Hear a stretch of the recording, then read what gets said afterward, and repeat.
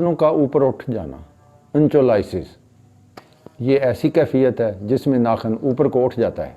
इसकी ज़्यादातर वजह चोट होती है। जिल्द को नरम करने वाली अद्विया अगर नाखूनों पर लगती रहें तो ये कैफियत पैदा हो सकती है। हाथ या पैर ज़्यादा देर तक पानी में या साबुन या तेल में पड़े रहें, नेल पॉलिश का मुसलसल और तवील इस्तेमाल, एक्जिमा, नाखूनों की दाद और चंबल ऐसी कैफियत पैदा कर देती हैं। जबकि जिस्मानी बीमारियों में गुद्दा दरकिया यानी थायराइड की खराबियाँ, खून की कमी या खून की नालियों में जुज़वी बंदिश, कसरत से पसीना आने से नाखून साथ ही जर्द हो जाते हैं।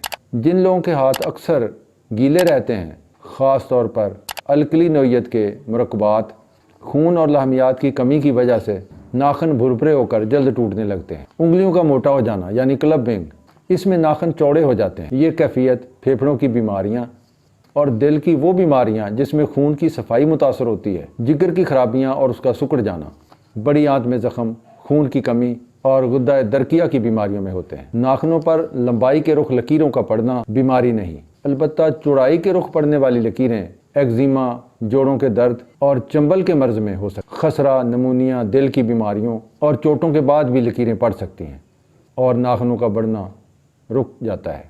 जब नाखूनों को दिन में कई बार रगड़ा या खुरचा जाए तो इसमें सोजिश वाक़ हो जाती है।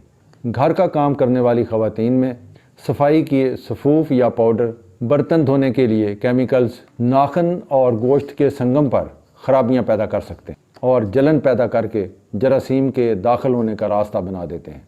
क्योंकि नाखून और गोश्त आपस में बहुत गहरे पेवस्त होते हैं, इसलिए इनमें सोजिश होने से कोई भी दवाई अंदर नहीं जा सकती, इसीलिए सोजिश बढ़ती चली जाती। इसमें दर्द ज़्यादा होता है और पी पड़ जाती है, इसलिए ऐसे मरीज़ों को मुंह के ज़रिए जरासीम कुश अद्वियात देना इस बीमारी की शिद्दत में बहुत ज़रूरी हो जाता है। मुकामी तौर पर थायोमोल इन क्लोरोफार्म को बड़ी शोहरत हासिल है। हाथों के अंगूठों के अतराफ में रोज़मर्रा के काम काज के दौरान मैल और मिट्टी वगैरह ज़ख़ीरा हो जाते हैं। नाखून काटते वक्त अगर फांस अंदर रह जाए या ज़्यादा गहरा काट दिया जाए तो सोजिश हो जाती है।